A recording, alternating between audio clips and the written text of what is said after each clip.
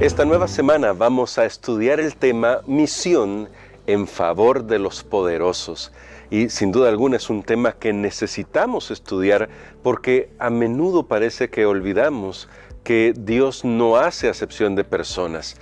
Por un tiempo quizá hubo un desequilibrio en el que muchos pensaban, los que tienen mucho dinero son los que tienen una buena relación con Dios. Los poderosos son los guiados por Dios. Lamentablemente hubo mucha gente que se aprovechó de sus posiciones para querer vender la idea de que estaban ahí por derecho divino. Luego el extremo opuesto se levantó y el extremo opuesto fue: Dios solo quiere a los pobres y los ricos y poderosos deben ser desechados.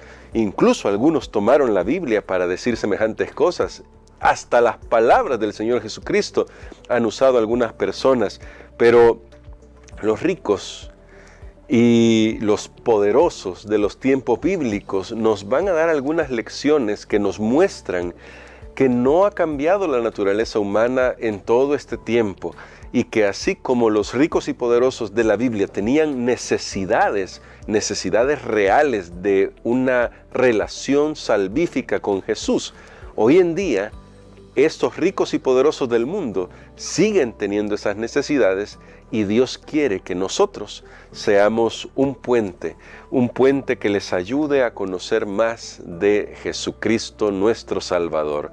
Por eso hoy vamos a conversar sobre Nabucodonosor, uno de mis personajes favoritos de la Biblia, pero ya hablaremos de él. Antes vamos a hacer una oración. Nuestro buen Padre Celestial, estamos muy agradecidos contigo porque nos das tu palabra para alimentar nuestra mente, nuestro corazón, pero también para guiarnos.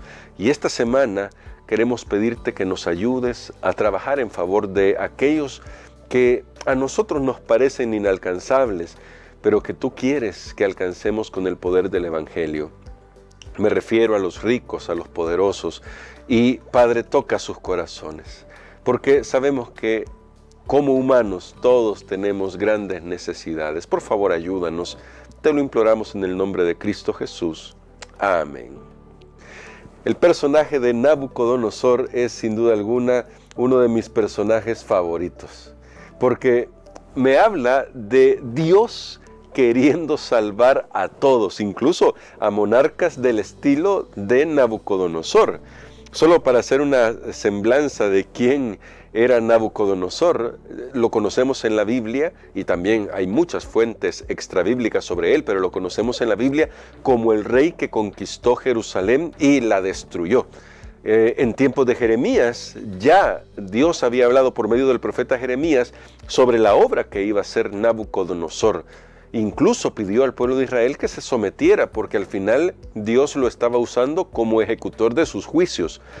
Sin embargo, Dios quería hacer algo más con Nabucodonosor. Dios quería poner en contacto a Nabucodonosor con sus discípulos, con aquellos que pudieran llevarle el evangelio a él. Y es impresionante porque Nabucodonosor es conocido en la historia como un gran arquitecto, gran estratega militar, era un gran pensador, y en la Biblia justamente se nos revela esos elementos. Desde el principio del capítulo 1 de Daniel se nos presenta a Nabucodonosor como alguien súper capaz, muy inteligente, no solamente en las artes de la guerra, sino en todas las ramas que podía conocer. Tanto que la Biblia hace mención de la evaluación que él hace de todos sus sabios. Es decir, era alguien que le gustaba implicarse en las cosas.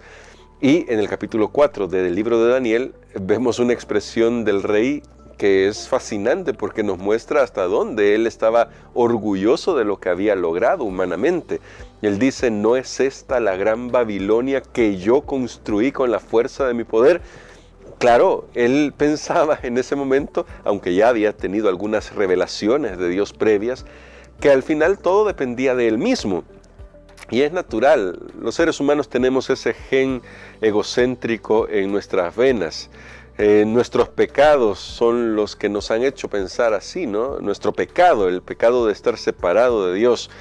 Y la verdad es que la Biblia dice que todos fuimos elegidos en Jesús, aunque nosotros no lo elijamos a Él. Esto es un tema complejo, pero ya vamos a hablar de eso. Quiero invitarle a que usted lea el capítulo 4 de Daniel. Aunque los primeros 4 capítulos son muy aleccionadores, el capítulo 4 nos muestra directamente cómo Dios trata con estas personas. En este caso muy particularmente con el rey Nabucodonosor. Dios tenía un gran propósito para él. Y como dije antes, lo fue revelando poco a poco. En el capítulo 2, Dios le da un sueño a Nabucodonosor de lo que sucederá en el futuro, es decir, en la historia desde su tiempo hacia el final. Daniel, el profeta Daniel, le revela este sueño y Nabucodonosor queda impactado por qué clase de Dios es Dios. Es decir, cómo Dios puede realmente entrar en los misterios del tiempo, algo que Nabucodonosor no imaginaba. Esto ya lo sorprende. Seguramente por un tiempo eso hizo que Nabucodonosor tuviera cierta sensibilidad, por eso puso a Daniel como primer ministro de toda Babilonia.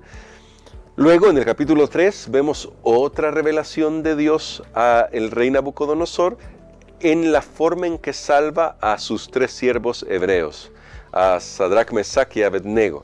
Bueno, por los nombres babilónicos que siempre los recordamos. Pero Misael, Azarías y Ananías, si no mal recuerdo, los nombres hebreos. Y resulta que aquí nota el poder de Dios para salvar, y tal vez esto de nuevo hizo que él se debatiera y pensara en algo más que lo que había creído en toda su vida. Pero en el capítulo 4, Dios trabaja con Nabucodonosor de una manera muy interesante. Primero le ofrece una advertencia. Aquí hay una lección para nosotros. A veces somos rápidos para juzgar a la gente. Dios va por pasos. Dios le habla a través de un sueño. Daniel le interpreta el sueño porque Dios siempre va a necesitar a sus mensajeros. Dios le dio el sueño a Nabucodonosor, pero lo puso en contacto con su mensajero. Nosotros no podemos esperar que Dios haga todo el trabajo con los ricos si no estamos dispuestos a ser los mensajeros de Dios. Entonces Dios puso en contacto a Nabucodonosor con Daniel. Daniel tiene la oportunidad de testificar ante el rey. Esta testificación de Daniel le permite a Nabucodonosor vivir un año entero en paz, relativamente. Pero como los seres humanos somos así, mientras no experimentamos en carne propia la realidad de nuestra naturaleza pecaminosa, no buscamos la solución real, que es nuestro Dios. Al cabo de un año, Nabucodonosor dice: esta es la gran Babilonia que yo construí. Volvió a su orgullo y Dios actúa. La Biblia nos dice que durante 7 años Nabucodonosor sufrió de una enfermedad mental. Bueno, ahí dice, anduvo con las bestias y todo fue una enfermedad mental, podemos estar seguros. Hoy le llamaríamos licantropía, si no estoy mal, a esta enfermedad, licantropía. Ahora, cuando Nabucodonosor reconoce a Dios, y de alguna manera ahí debe estar el hecho de que pudo reconocer lo que ya había sido testificado ante él por Daniel y sus amigos, y la misma experiencia que tuvo en el sueño cuando Daniel le habló con amor, con ternura sobre lo que podía hacer para evitar caer en el problema en el que cayó. Cuando Nabucodonosor reconoce a Dios, finalmente entonces entiende quién es Dios y reconoce que eso que ha sucedido en realidad fue una bendición para él, para transformarlo a él. Este relato nos dice hasta dónde puede estar dispuesto a llegar Dios para ayudar a alguien a tener una experiencia personal con Él.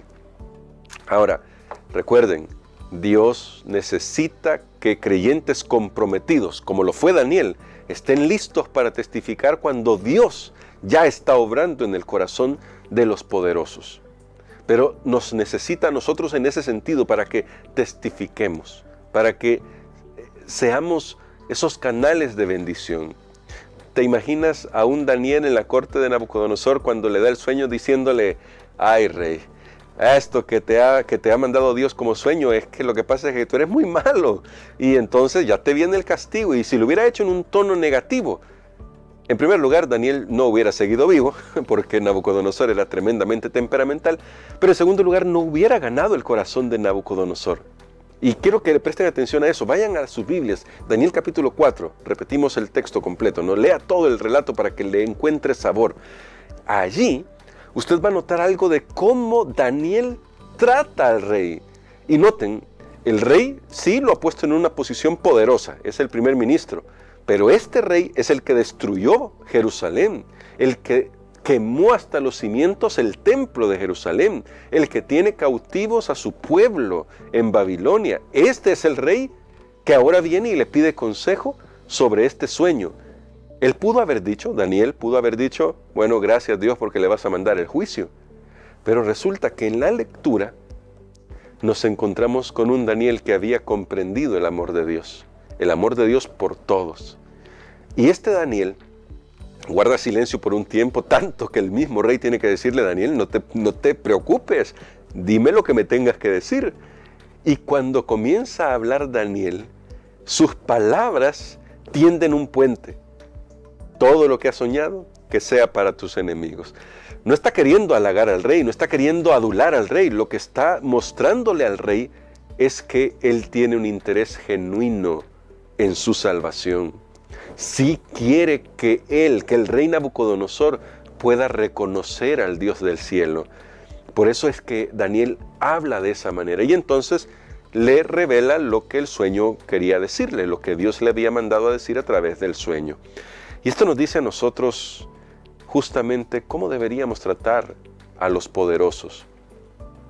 Sé que a veces es difícil, especialmente porque podemos querer buscar una reivindicación social sobre algún tema específico.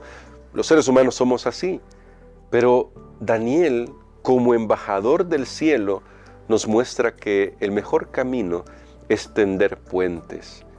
Mostrarle a los ricos y poderosos que nosotros, como siervos de Dios, todo lo que queremos es su bienestar. Recuerden el método de Cristo del que ya se estudió la semana pasada. Y esta es la acción de Daniel. Y lo vemos con otros personajes. Vemos a Nehemías, por ejemplo. No se va a citar en esta lección de esta semana, pero vemos a Nehemías con Artajerjes. Es casi una misma situación. Nehemías está interesado en el rey, en que el rey pueda hacer lo mejor que puede en su vida. Seguramente Daniel y Ciro primero que llegó a conquistar Babilonia, seguramente tuvo una relación similar, al punto que Ciro mismo reconoce en algún momento, es que Dios me ha puesto aquí como rey de todas estas naciones.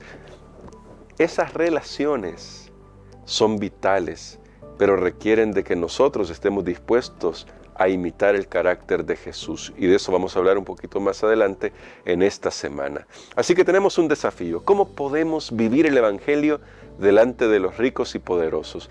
Tal vez no tengamos todos la oportunidad, eso es verdad. Pero en la medida en que podamos influir sobre alguien con mayor influencia que la nuestra, estaremos cumpliendo con esto que Dios nos manda. Y la mejor manera de influir es mostrando genuino interés en los demás. Es mostrando genuino amor en la situación, por la situación que está pasando una persona.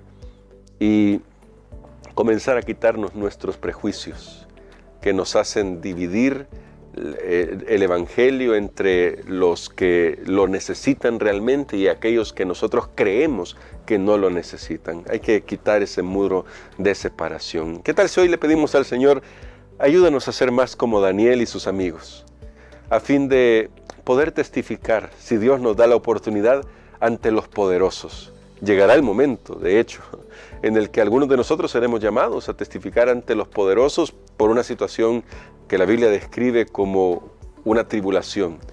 Pero, mi hermano, mi hermana, que en todo caso podamos reflejar el carácter de Jesús. Vamos a orar. Querido Padre, gracias te damos por tu palabra. Gracias te damos porque tú nos muestras en tu palabra cómo actuar delante de los ricos y poderosos. Señor, a veces nosotros mismos quizás no nos hemos dado cuenta de lo que tú quieres que nosotros hagamos, porque estoy seguro que tú ya estás trabajando en esas personas que a nosotros nos parecen inalcanzables, pero a veces son inalcanzables porque en realidad nosotros todavía no hemos permitido que tu Espíritu Santo nos ayude a vivir el fruto el fruto de ser guiados por ti.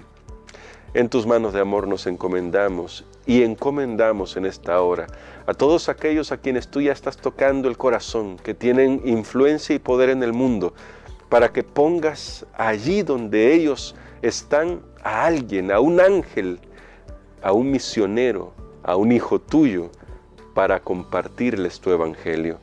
En el nombre de Cristo Jesús. Amén.